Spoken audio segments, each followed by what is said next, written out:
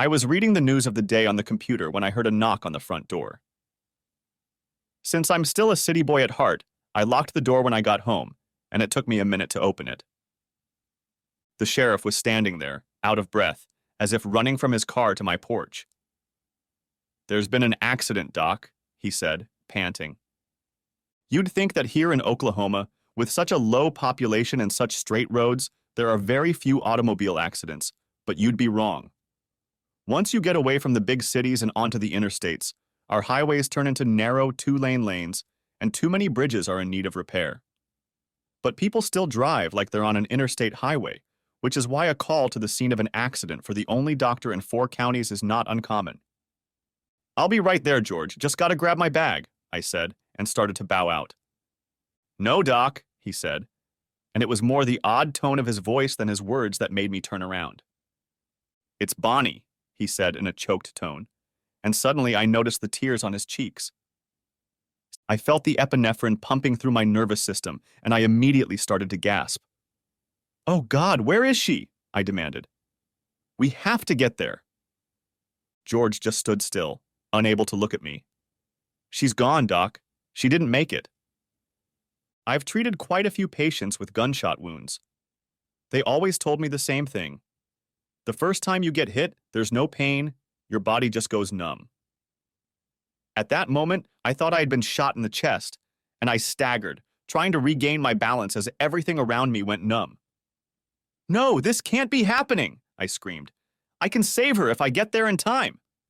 No, no, no. But as I tried to get around him and run toward the police car, George grabbed me and held me back. "You can't leave, Doc. You can't see her." "That was bad, Doc. Real bad. I'm so sorry," he said through tears. The rest of that night passed like a blur. Phone calls, quiet voices, people coming and going, little conversations through radios filled with static. The only thing I remember is the nervous deputy sheriff who stayed with me after George had to leave. And I also remember that, like a gunshot wound, once the numbness started to go away, the pain became unbearable. Sometime during that horrible night, when the agony became too much, I reached into my medical bag and pulled out a vial of morphine.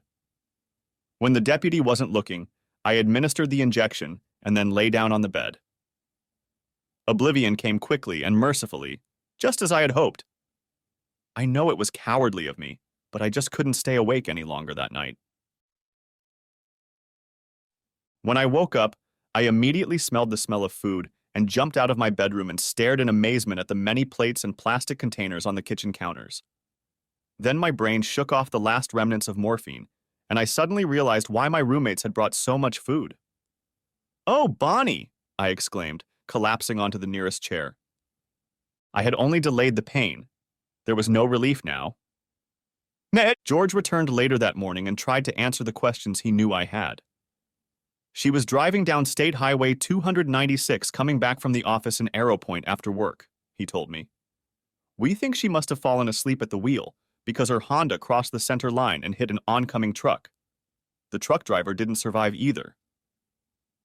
I tried desperately not to imagine what the accident scene looked like. The next few days passed in an incoherent blur of emotional pain, brightened only by the few memories that stayed with me. Perhaps the scariest of these was meeting Bonnie's father at the funeral home. He was a big man, as tall as I was and surprisingly trim after working on the ranch, even in his 60s.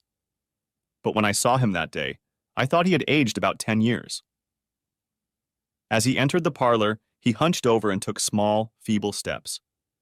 When he saw me, he came over and hugged me. "I'm so sorry," he managed to mumble before bursting into tears.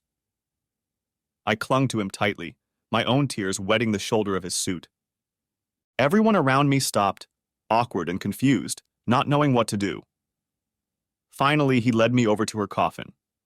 I had seen hundreds of corpses, of course, but now I was terribly anxious to see my wife. The coffin was partially closed, so that only her face was visible.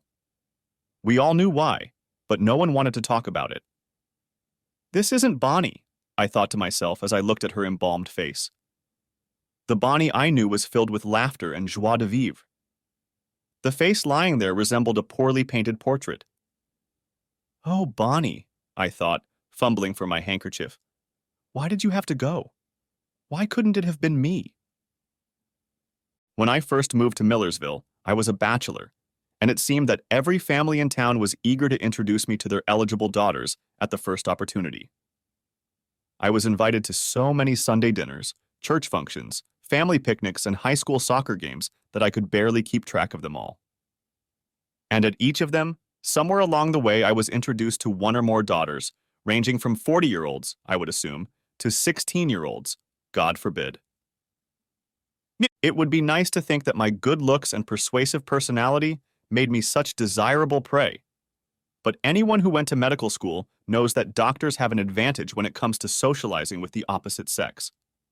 The combination of high incomes, comfortable lifestyles, and respected positions in the community make us hot matrimonial prospects. It used to be said that a doctor who can't find a spouse is a doctor who doesn't want one. But what all these potential spouses may not know is that we physicians have been warned about the chase and advised not to fall into the trap, at least until we find Mr. or Miss Right. So I was polite and friendly to the young girls of Millersville and even dated some of them a few times.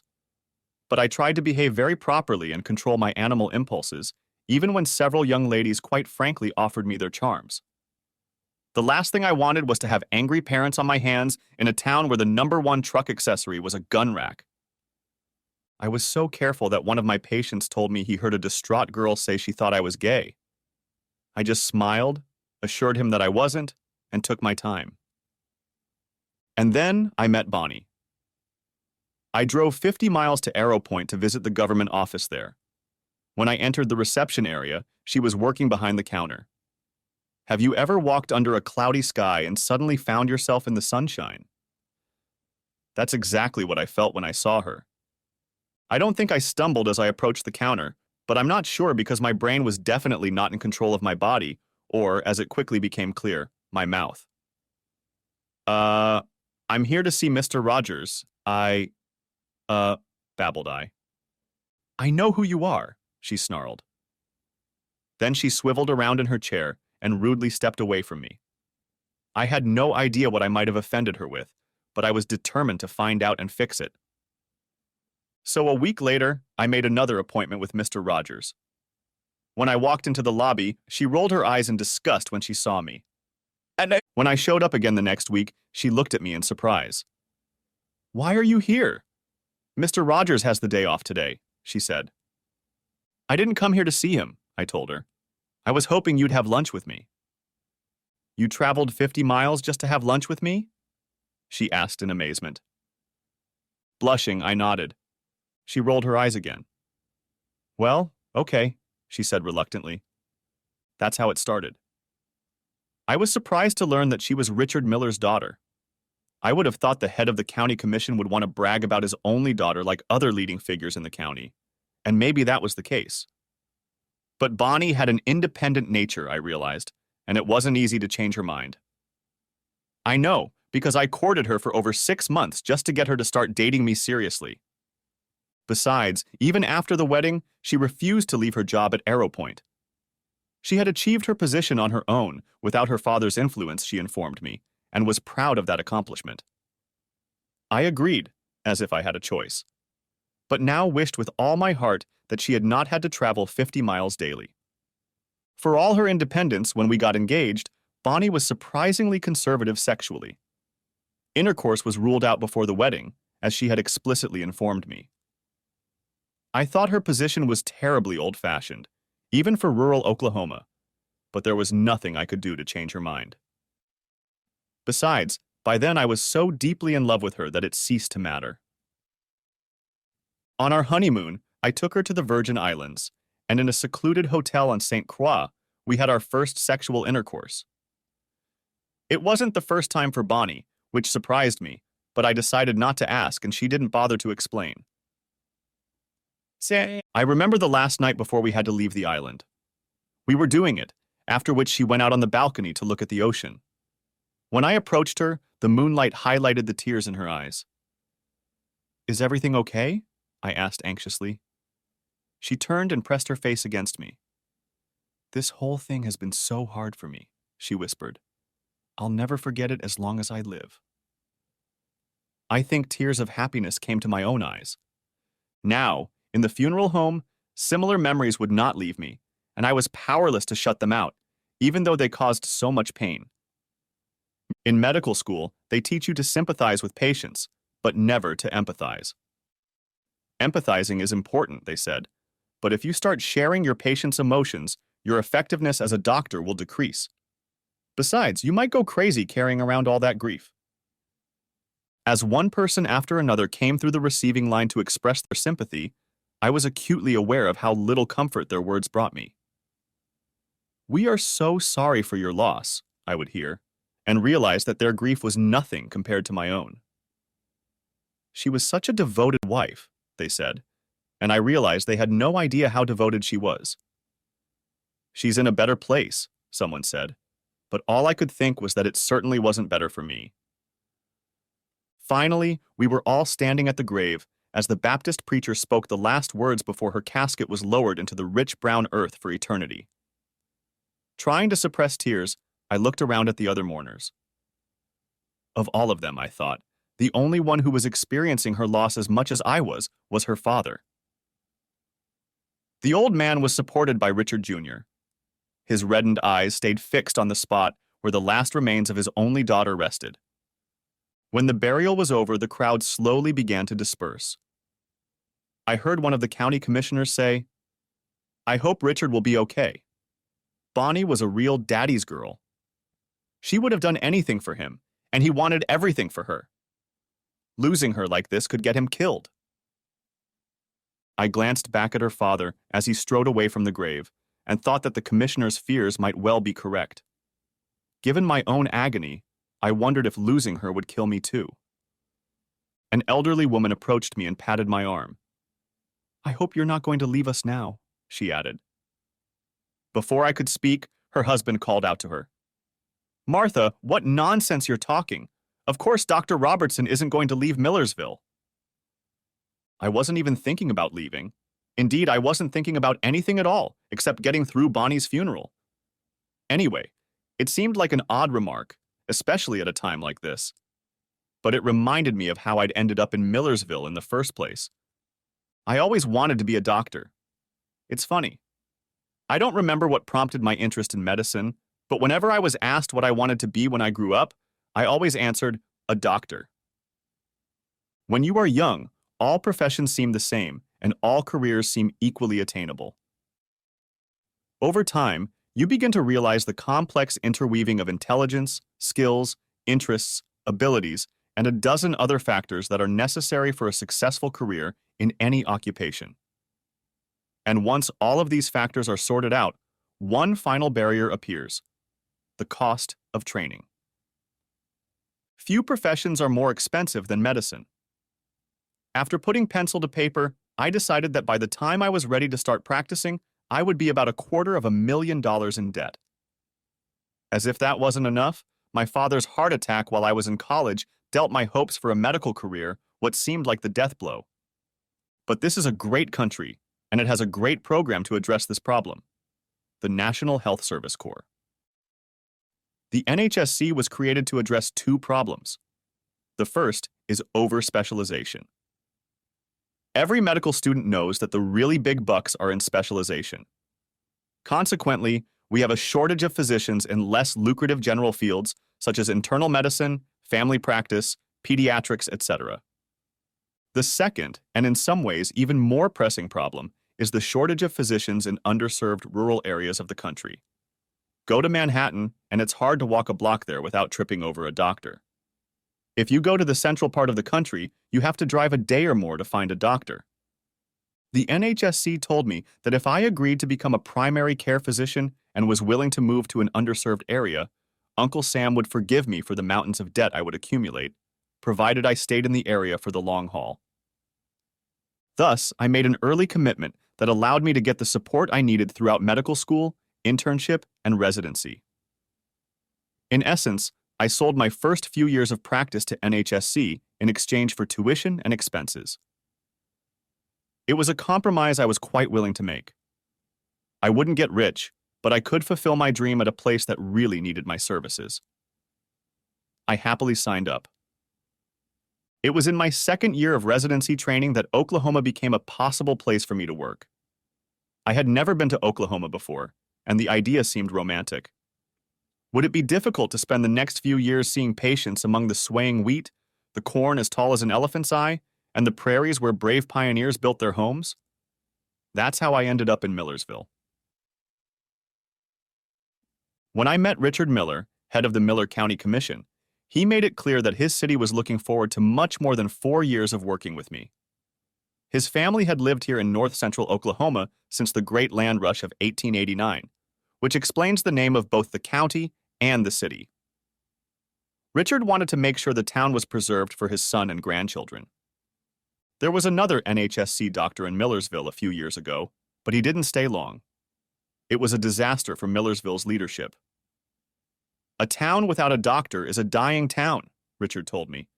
Couples are afraid to start families, people start to drift apart, and the town slowly deteriorates. We don't want that to happen here. They certainly made it easy for me.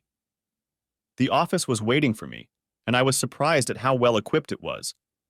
But before I had time to be impressed with my new office, Richard showed me the house I was to live in for free.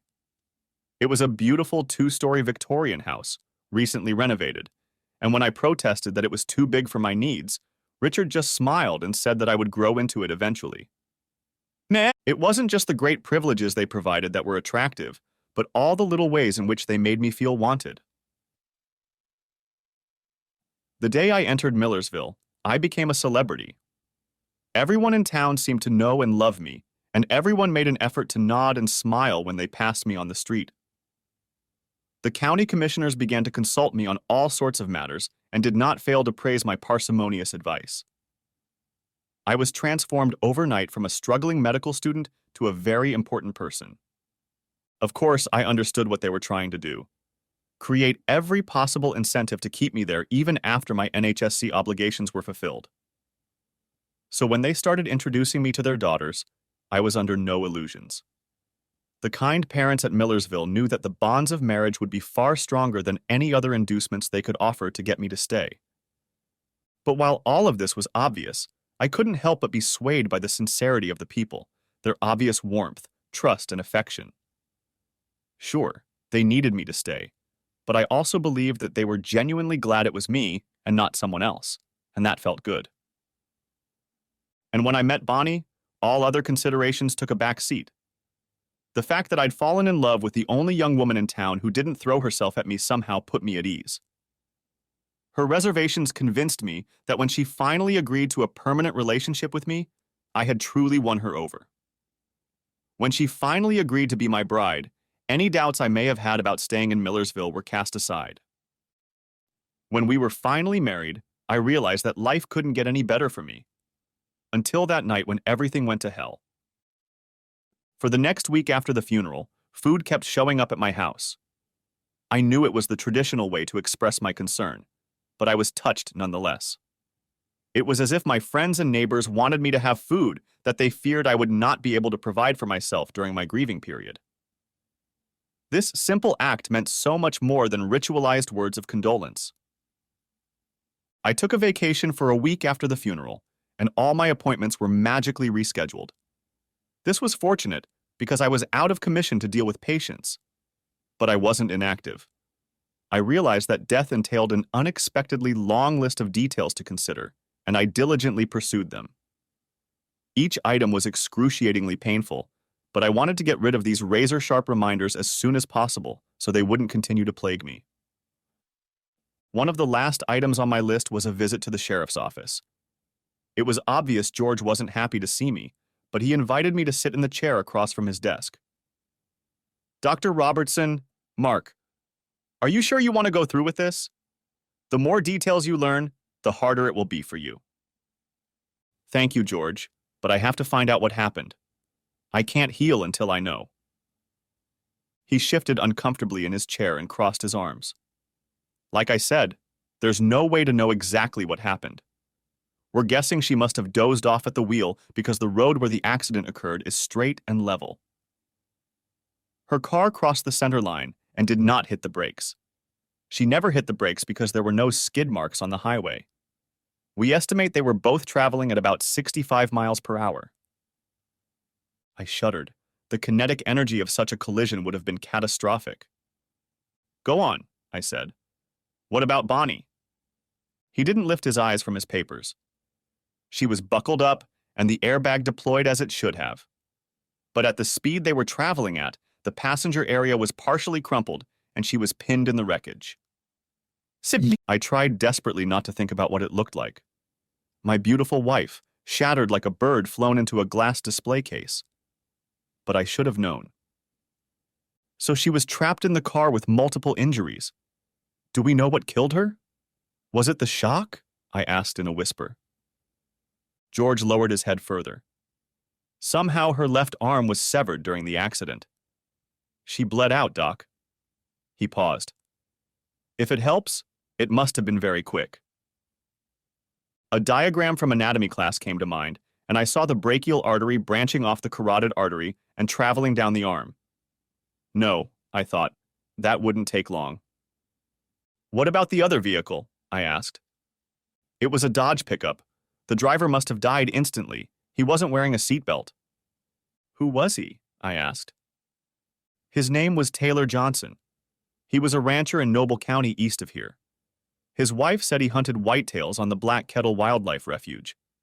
He must have been on his way home when the accident happened. I shook my head. That name meant nothing to me. One last thing, George, I said. I'd like to see the autopsy report. Doc, are you sure? Please, I said. I'm a doctor. It's the only way I can make sense of the situation. He stood up and walked over to an old metal file cabinet. Automation was not yet widespread in this part of Oklahoma. That's just part of it, Doc, he explained. There wasn't much question about the cause of death. I glanced at the report. George was right. The coroner had only visually examined the body. The loss of the left arm was there, as I'd expected. But it was painful to learn of the numerous broken ribs and cracked sternum. Although the report didn't mention them, I knew without a doubt that she must have suffered extensive internal injuries. Then there was the skull fracture. The hip fractures and pelvic fractures were incidental. All in all, half a dozen potentially fatal wounds. But the severed brachial artery ensured that by the time the volunteer EMT got to her, she would be gone. Strangely, I felt a little better after reading the report. I figured she probably passed out from the blow to her skull. If that was the case, she wasn't hurt at all. That was a small blessing. Another consolation was the realization that there was nothing I could do for her, even if I could get to the crash site. I doubt she would have survived if she'd been in a crash in front of a major metropolitan hospital.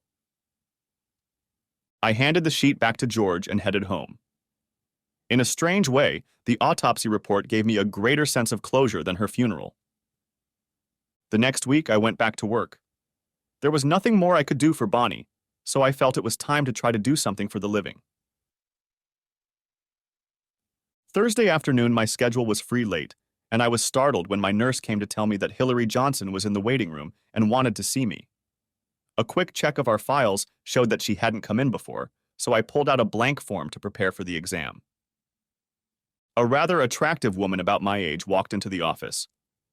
I invited her to sit in the chair next to the examination table, but she continued to stand with her arms crossed, looking at me intently.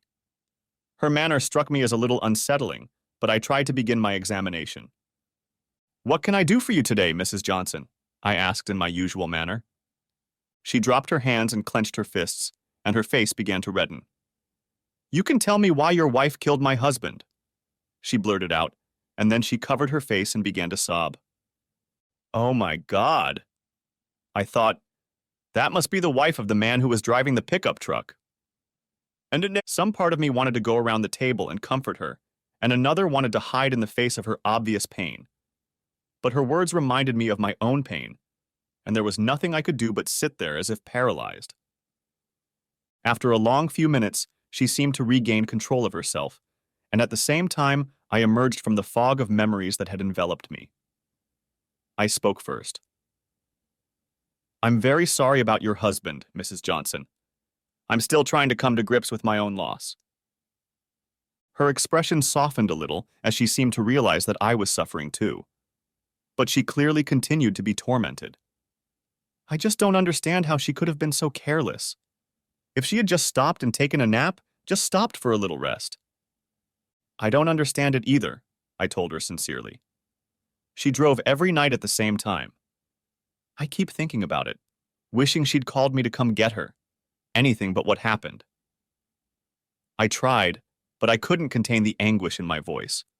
Mrs. Johnson must have picked up on that because her tone softened even more. I know it wasn't your fault.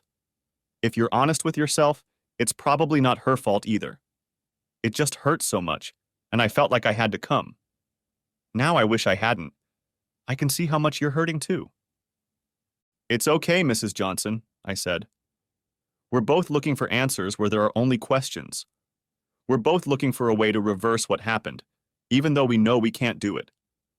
It's human nature to be angry at everyone involved, even if he or she was powerless to prevent the tragedy.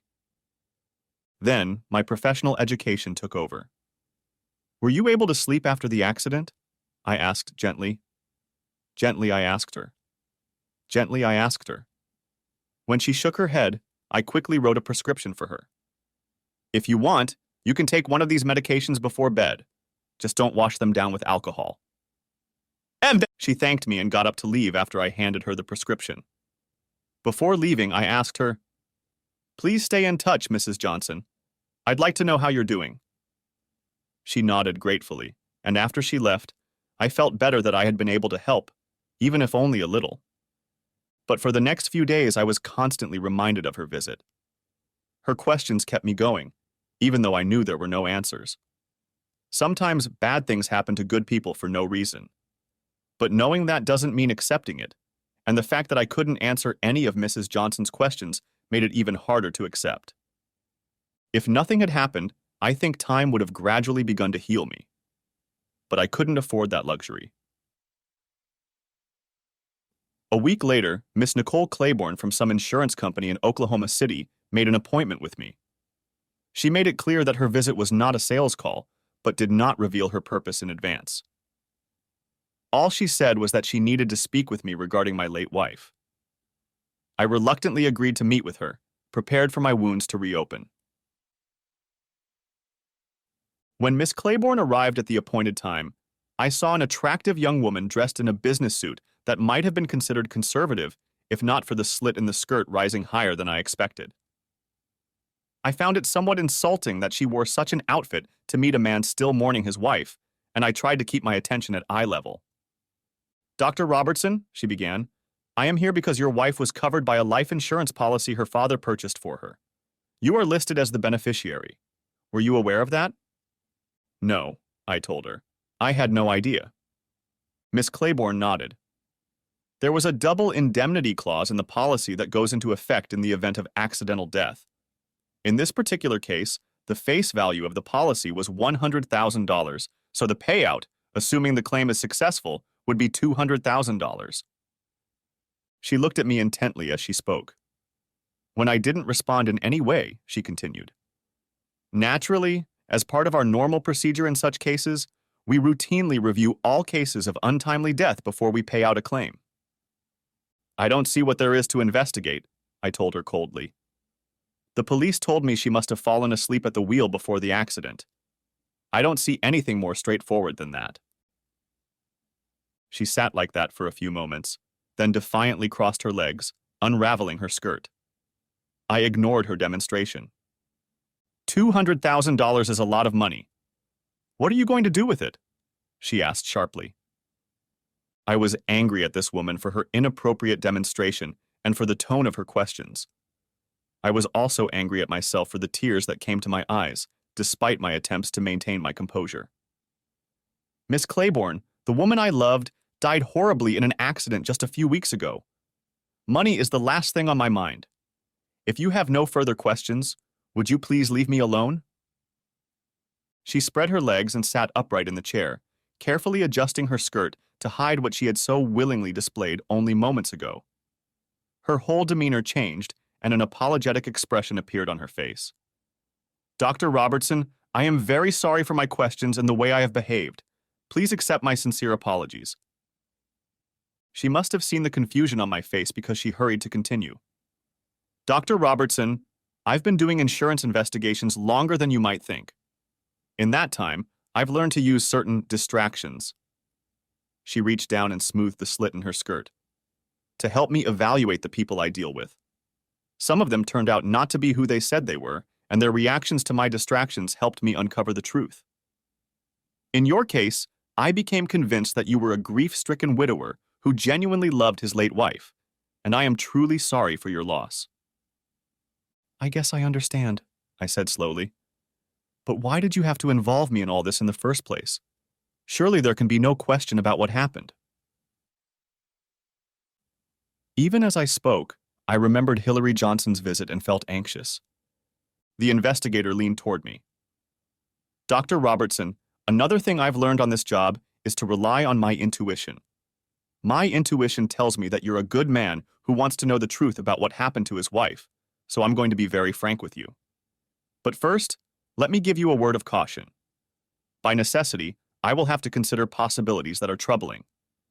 If I suggest anything that offends you, please hear me out.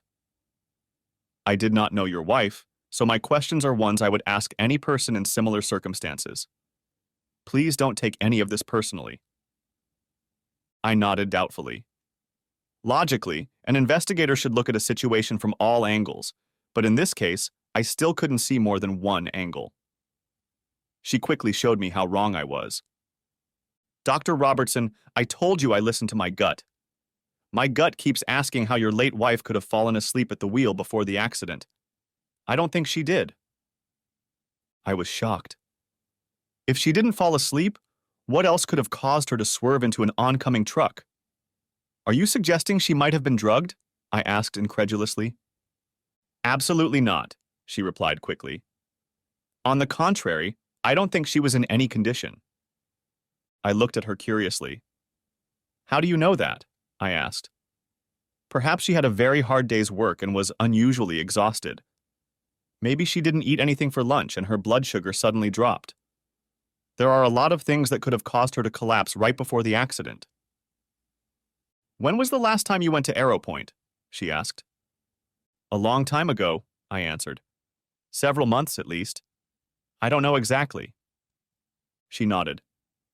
2 months ago, Miller County undertook the repair of the bridge over the river between Arrow Point and Millersville.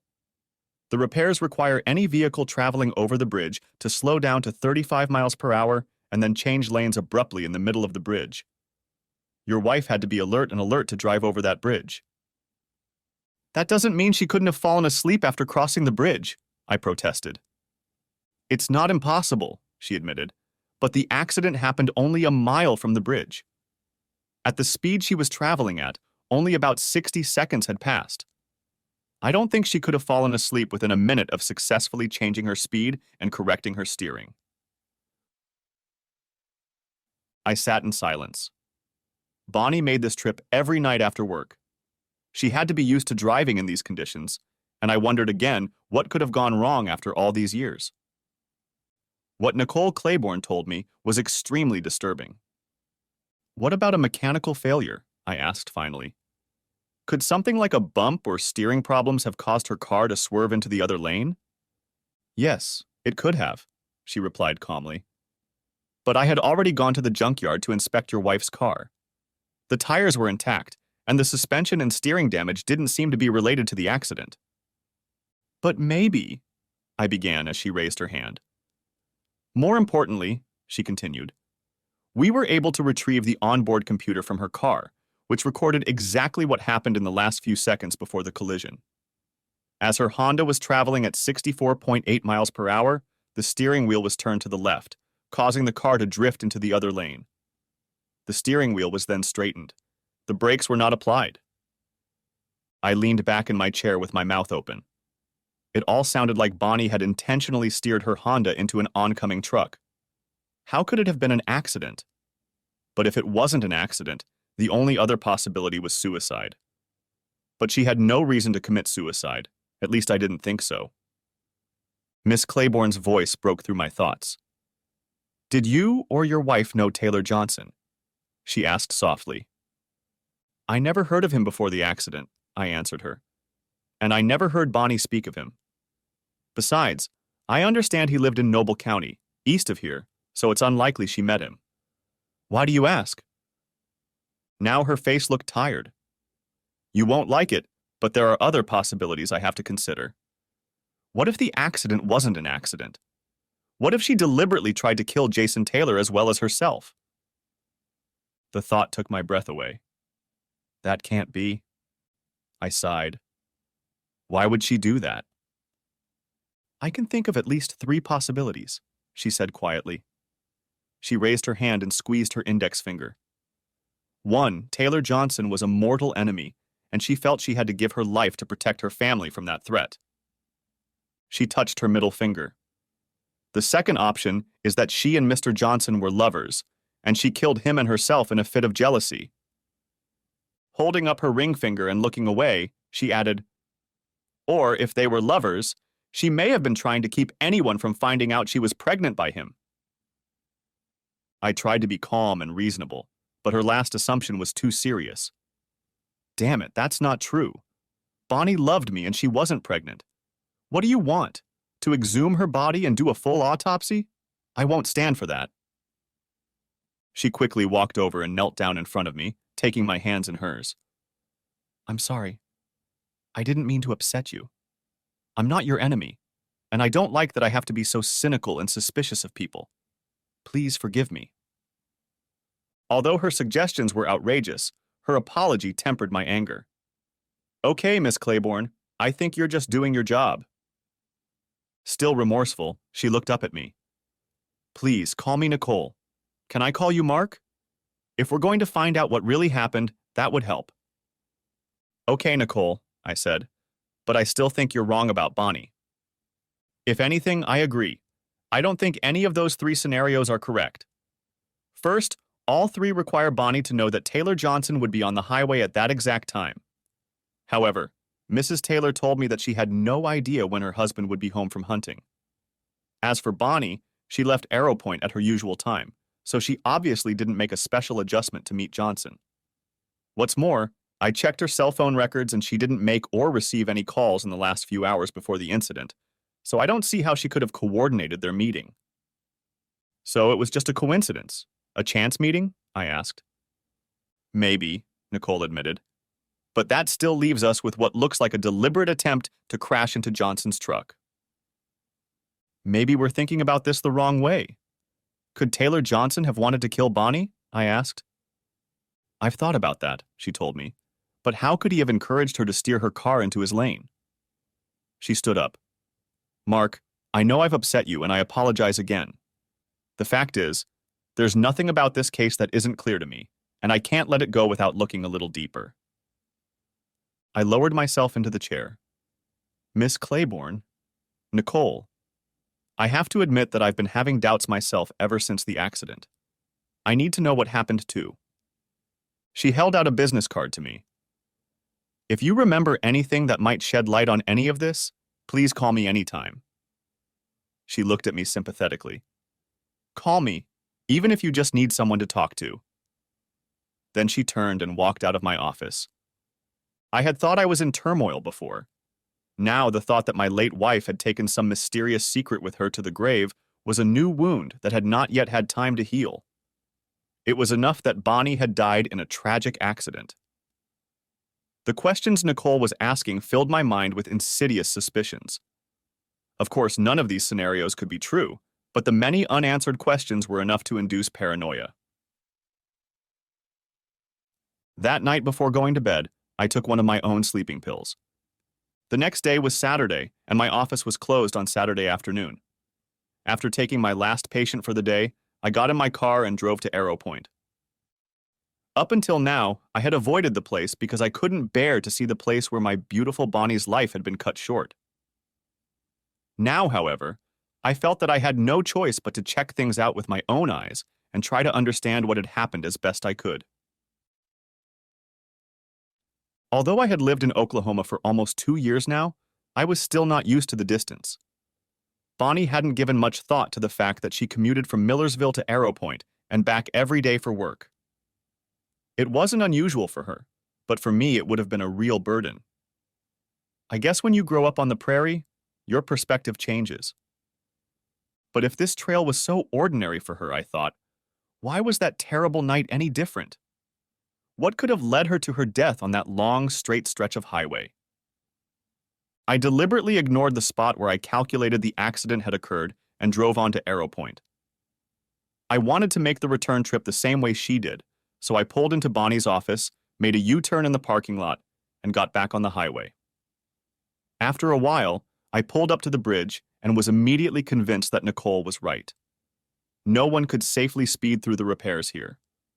Unless you were fully awake and alert, you were likely to hit one of the concrete barriers providing a lane change.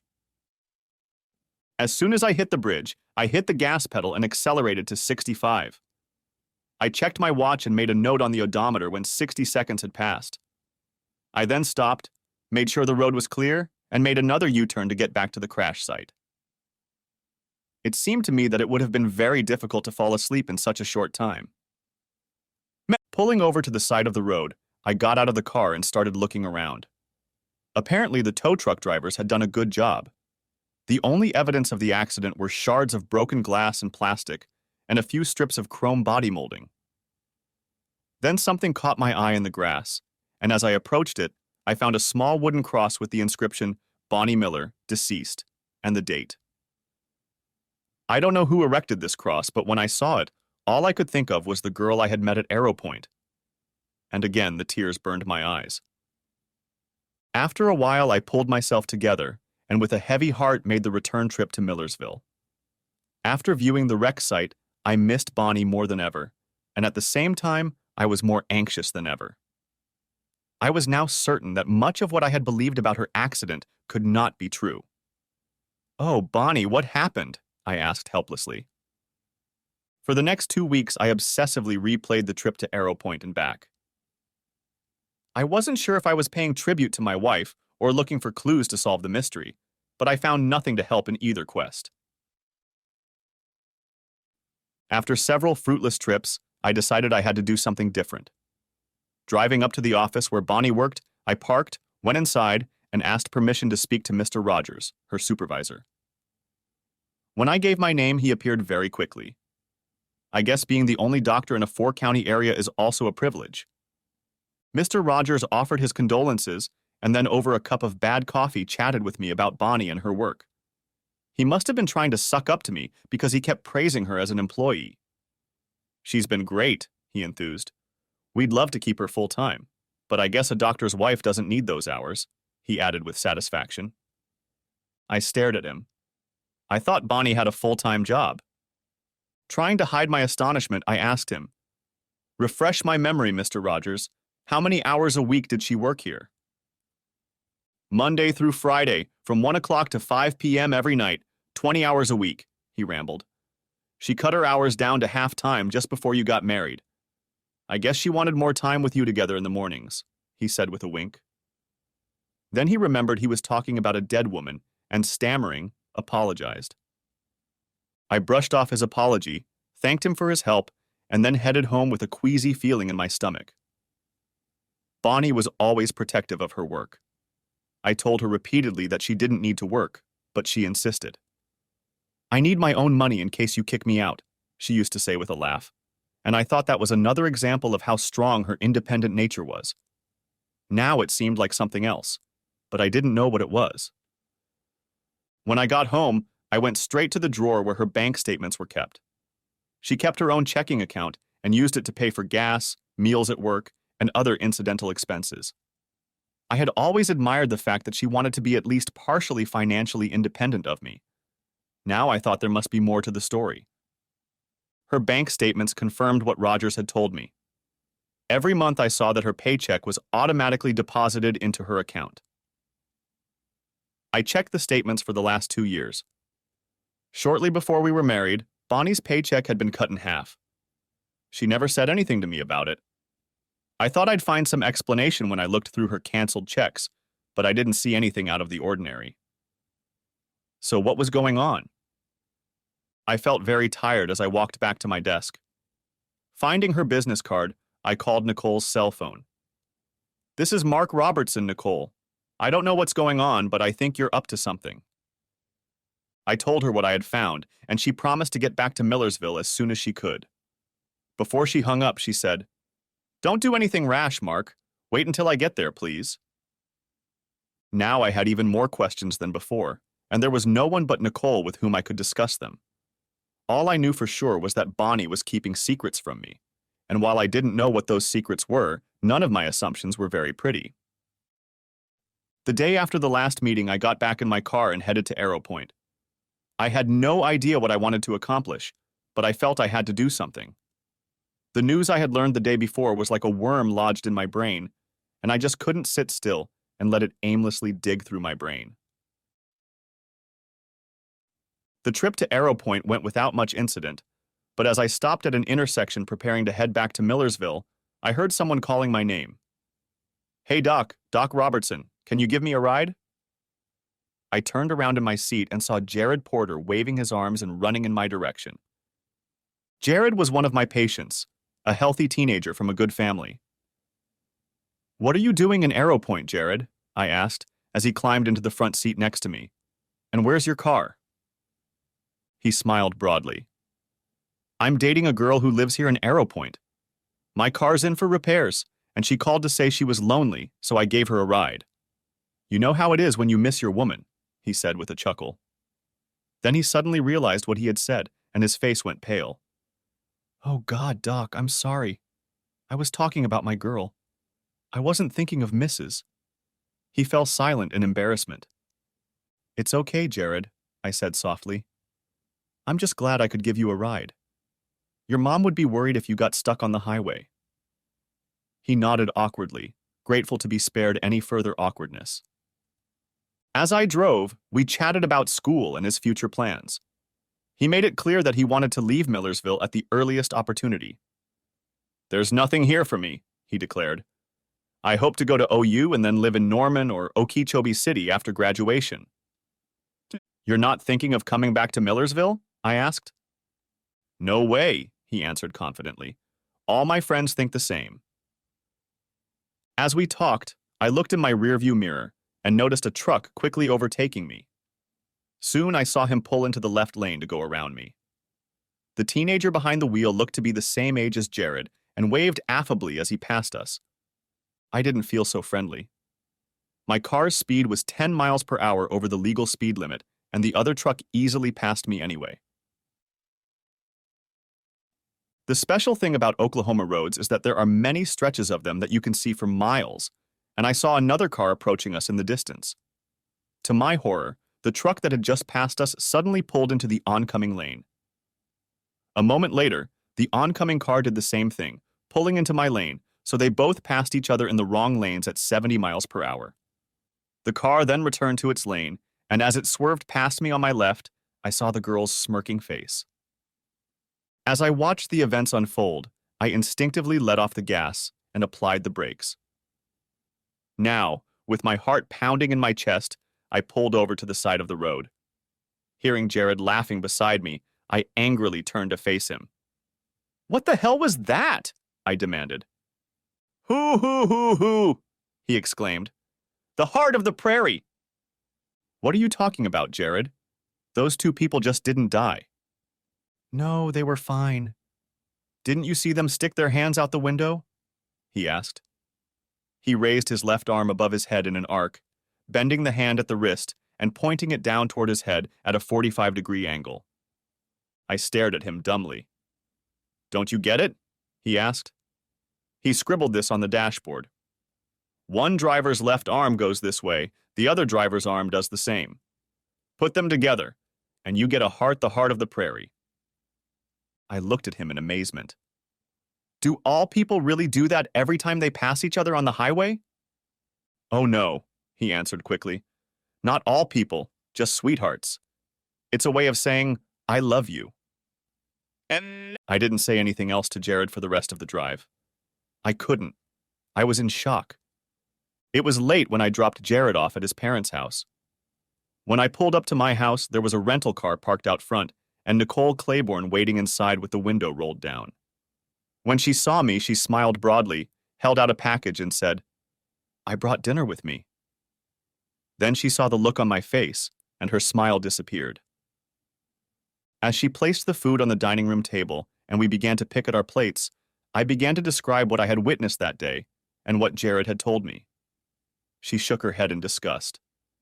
"Never underestimate how stupid people can be," she said. Then a light bulb went off in her head. "Oh my God, that's what happened to Bonnie," she exclaimed. "She deliberately drove into the other lane, expecting an oncoming driver to make the same maneuver." "Exactly," I said. "Only the other driver didn't know it." "Because he was the wrong person," she finished my thought. Then she shuddered. "That explains what happened to Bonnie's arm," she said.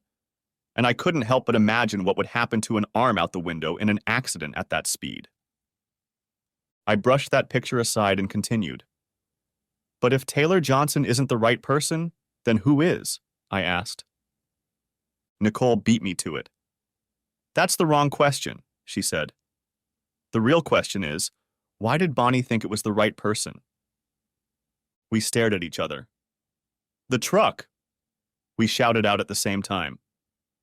"Taylor Johnson was driving a truck that Bonnie thought she recognized," Nicole continued, panting. "She wanted to give her lover a sign, the heart of the prairie. Only it wasn't him." She shook her head sadly. "It was all just a terrible mistake, a stupid accident that shouldn't have happened." When Nicole said the word lover, I felt the pain again, but now a new emotion rose up in me: anger. But I suppressed the feeling because I needed to know more. "So how can we find out who Bonnie knew who drove a truck like Taylor Johnson's?" I asked. "I should be able to find out from the Department of Motor Vehicles," she said, and went to get her iPad. When she returned, she was already checking the database. "Okay," she said. "I found Taylor Johnson's truck registration. All that's left is to see if his specs match any other trucks in the area." "Good luck with that," I said cynically. "Everyone here and his brother has a pickup truck." "That's true," she said, "but we're looking for one that Bonnie could recognize from afar. So what distinguishing feature would make her think she was driving past her lover's pickup?" I tried to think logically, not emotionally. "It had to be the color," I said. She smiled at me like I was the brightest student in her class. "Exactly," she said. "And guess what? Taylor Johnson's truck was painted yellow, which isn't a color you see very often these days. In fact, according to the DMV, there's only one yellow pickup truck of that make and model in Miller County, and it's registered to one Holden Calloway." "Who's that?" bluntly I asked. "Let me check another database and maybe I can tell you," she said. After a moment, she looked at me triumphantly. "According to this database, it's a 28-year-old male living in Arrow Point." "Hell, that's Bonnie's age," I said. "Give me a minute. I think I know where to find something that might help us." I disappeared into the attic, and after rummaging around there for a while, came back with the book in my hands. I held it out to Nicole. "It's Bonnie's high school yearbook," I said quietly. While she held it in her lap, I flipped through the pages, going to pictures of high school seniors and going down the list until I found a picture of Holden Calloway. There was a cute, slender boy with a goofy haircut and an ill-fitting suit staring back at us. "So?" she asked, looking at the picture. I turned another page and ran my finger across it until I reached Bonnie's picture. Even though she looked so young, I could still see the woman she was about to become. But that wasn't what caught Nicole's attention. Underneath her picture, the following words were scribbled in ballpoint pen. "I love you, Bonnie Hart of the Prairie Forever Holden." They were high school sweethearts, Nicole whispered. "Maybe it didn't end in high school," I said. Nicole looked up at me. "But something still feels weird to me. I could understand if Bonnie was dating Holden Calloway at Arrow Point. But why should she have expected to pass him on her way back from Millersville?" She put aside her high school yearbook and picked up her iPad again. When she looked at me again, her eyes were widened. "I don't understand. This can't be true," she said. "It says here that Holden's employer is the Miller Ranch." We talked for a long time more that evening. We had learned so many new things, but there were still more questions, the answers to which seemed tantalizingly out of reach. I sank down on the couch, my head beginning to split, and turned to Nicole. I'm too tired to think about this yet tonight. I need to get some sleep. I gave her a hard look. You can stay here if you want. She looked back at me carefully. Are you asking me to? No, I said. My emotions are still too strong. But right now it feels like my whole life is falling apart, and everything I believed in was a lie. It would be nice to have a friend here, if it's not too much to ask. I took the master bedroom, and she retired to one of the guest bedrooms. But one night she came into my room and crawled under the covers. I was glad because I really needed someone in the midst of all the pain, lies, and betrayal. She seemed to need me too, and we snuggled up to each other like two shipwreck survivors. Eventually, we both fell asleep. The next morning I was making breakfast when she appeared in the kitchen in her success suit. As I set her plate down, she asked, "How are you feeling this morning, Mark?" "Not great," I answered her honestly. "I've gone from a widower who just lost the woman he loved to a man who found out his wife probably never loved him at all. I keep bouncing between grief and anger, and honestly, I'm not sure how much more I can take." As she listened, I was touched to see tears in her eyes. So this is what empathy looks like, I thought in surprise. "Thank you for staying last night," I told her. The more I learned about what was going on, the more I felt like I didn't have a friend in this world. It was very lonely. Having you here helped. She walked over to me and hugged me. "I'm glad I could help, Mark, but you should know that I stayed because I wanted to, not just because you needed me." After a moment, I let her go. "What are your plans now?" I asked. "Can you stay?" "No," she replied. "I'll have to leave, and I'd better do it before we give your neighbors something to gossip about." "It's probably too late," I said, "but it doesn't matter." She looked at me carefully. "What are you going to do, Mark?" "Don't worry," I assured her. "I'm not going to do anything stupid. I just need to get some answers to my last few questions." She started to say something, but then changed her mind. "I have to go back to Oklahoma City today," she said. "Now that we've confirmed Bonnie's death was accidental, you'll have the insurance money deposited into your account." I nodded, even though under the circumstances money meant nothing to me. I would think about what to do with it later. "I'd like to know what you'll find out," she continued. "I mean, after it's all over. I'd really like to. If you want to." She stopped, not knowing what to say. "I understand," I said.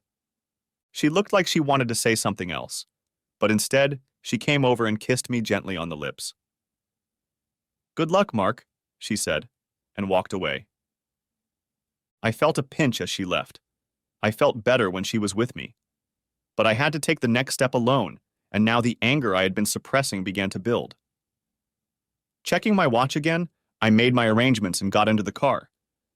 I didn't want to risk driving onto the Miller's property, so I parked on the side of the road a mile or two from the entrance.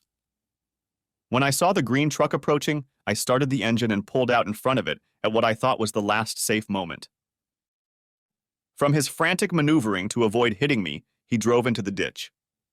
I slowed down in front of his truck so he couldn't pull away easily, and then jumped out of the car.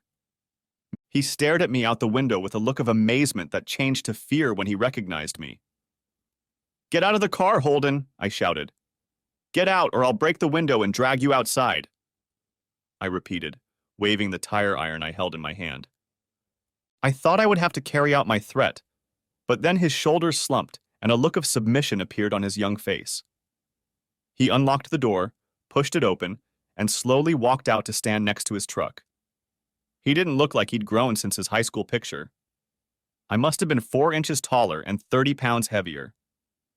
"Go ahead and hit me," he said sullenly. "You can destroy me if you want. I don't care. You can't hurt me any more than I've already hurt you. She's gone, and I'll never see her again." I grabbed his arm. "I won't hurt you if I don't have to," I told him. "I just need you to come with me and answer a few questions." I walked him to my car and shoved him into the passenger seat. He looked unconcerned, but I held the tire iron so I could easily reach it, just in case his mood changed. I jerked the steering wheel sharply and drove back toward Millersville. As soon as we touched down, I turned and looked at him. "When did it start?" I demanded. "When you and her first?" He looked at me like I was an idiot. "Started? We've always had a crush on each other, even in high school. She and I were going to get married after college as soon as we had enough money to settle down. But then you showed up and started courting her. And her old man said she had to be nice to you for the sake of the town." He looked at me defiantly. "She tried to say no. She loved me, not you." Then his eyes lost their fire. "But she loved her old man too, and he kept after her, telling her it was her duty, that she had to do it if she loved him." "She could never refuse Papa," he said bitterly. "But she didn't say no to me either," he said proudly. "So her daddy worked it out. I had to live in Arrow Point so no one would ever see Bonnie and me together. But he gave me a job at his house, and I drove to the ranch very early every morning. She'd drive out of town like she was going to her job at Arrow Point. Then she'd come back to the ranch to be with me." "But she was traveling to work at Arrow Point," I objected. "I talked to her supervisor." "Of course she went," Holder replied in despair. "She had to make it look real. But she only worked there during the day and spent time with me in the mornings." "I still don't get it. Why all the coming and going? Why didn't she just meet you at Arrow Point?" He shook his head in disgust. "Her dad said we couldn't be together where people might see us and start gossiping. But I think he just wanted us under his control." Then his face took on an expression of contempt. "Her old man was a real underdog. As soon as Bonnie left for her job, he made me plow the ranch like a dog all afternoon. But when she'd drive to your house in Millersville at night, I'd drive back to Arrow Point. We'd pass each other on the road and always did the heart of the prairie to show that we loved each other even when we were apart." I looked at him again and saw the misery distorting his youthful expression.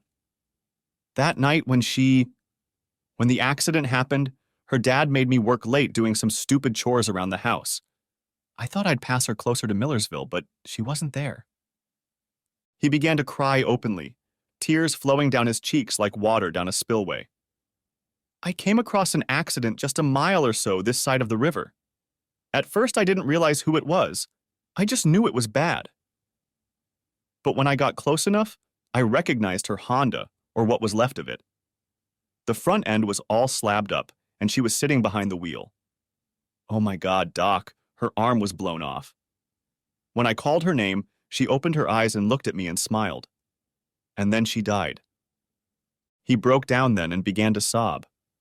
And even though I hated him as my rival for Bonnie, I couldn't help but feel sorry for him. I bet I'm the first person he's ever been able to tell his story to, I thought. He's had to keep it to himself all this time. It's a wonder he can function at all. "You're the one who put the cross on the highway," I said. He was too emotional to answer, but I knew it had to be true. "That's why it said Bonnie Miller and not Bonnie Robertson," I said more to myself than to him. After a while, he came to his senses a little and spoke again. It seemed like he just needed to talk it out. "I called 911, but I didn't stick around because I didn't want to ruin Bonnie's life." He looked at me with hunted eyes. "When I got back to my truck, Doc, oh my God, I found her hand." He started sobbing again. I couldn't get anything more out of him after that. We pulled into Millersville and I drove straight to the courthouse on the square. As I parked the car, I walked around it, opened the door, and gently asked him to come with me. He didn't resist. I'm not sure he even realized where he was at that moment. There was a meeting sign hanging on the door of the council chambers, but I pushed it open anyway. Richard Miller looked at me in surprise, but immediately smiled. "Come in, Dr. Robertson. We have just been discussing an important matter and would welcome your wise counsel." "No," I said. "I have an important matter to discuss with you, with all of you." With these words, I turned and invited Holden Calloway to enter. Miller turned pale as Holden came through the door, and I thought it particularly telling that the others at the table gasped as well. They all knew, I thought. They're all in on it. The first to come to his senses was Miller. "Look, Mark, I don't know what that boy has been telling you, but don't bother lying to me, Richard, I said stiffly. I know the whole story now, the whole story. You were desperate to find a new doctor in Millersville to stay this time. You were so desperate you were willing to sell your own daughter. I paused to look at the others. And any of you would do the same to your own daughters. That doesn't seem fair, Miller replied. What father wouldn't want his daughter to marry a fine doctor who is respected in the community and who can provide her with a comfortable lifestyle? All I wanted was Bonnie's happiness. If you really cared about Bonnie's happiness, you would have let her marry the man she really loves, I said angrily, jabbing my thumb at Holden. But no, you tried to get her to leave him for me. And when she didn't want to give him up, you set Holden up on the side. You turned him into a mistress of sorts and me into an unwilling cuckold, and you all knew it. He put his hands up in the air as if to reassure me. Mark, I know you're upset right now, but you have to look at this from a broader perspective. This town has over 100 years of history. We're trying to preserve the traditions of small-town America, a legacy to leave to the next generation. Bullshit, I interrupted him. You weren't interested in tradition or heritage. All you cared about was preserving the value of your ranch. I turned to look at the other commissioners, pointing at them in turn. And you were worried about the value of your car dealership. And you just wanted the assets in your bank to grow. And you were worried about sales at your store. I shook my head. All of you don't care about your sons and daughters and their future. All you care about is your own assets and how to preserve them. But a town without a doctor is a town that dies, Miller said weakly. You don't understand, I said stiffly. Your city is already dead. It's rotten through, and so is the morality of its leaders. I can't wait to get out of here. You all make me sick. You can't leave, Miller gasped. If you leave now, you'll owe the government a lot of money. I grinned. The money from the life insurance policy you bought for Bonnie should cover that debt, I told him. And if there's anything left over, Holden Calloway can take the rest. I don't need your blood money. I left them sitting at the table, silent and looking at each other. I went out to my car and checked the trunk to make sure my bags hadn't moved and I hadn't forgotten anything important. I then set off in the direction of Arrow Point. As I approached the crash site, I stopped and got out of the car to stand in front of the small, rough cross one last time. I realized now that Bonnie had never loved me, but I loved her, and it would take time to get over that. At the same time, I hated her for cheating on me, but I was sorry she had to give up the one she truly loved. It would take me a long time to get over all these conflicting emotions. Maybe Oklahoma City will help me deal with it, I thought. I pointed the car that way and pulled onto a long, narrow highway that ran right through the heart of the prairie. The end. Thanks for watching. I hope you enjoyed it. So subscribe to my channel and watch the next video.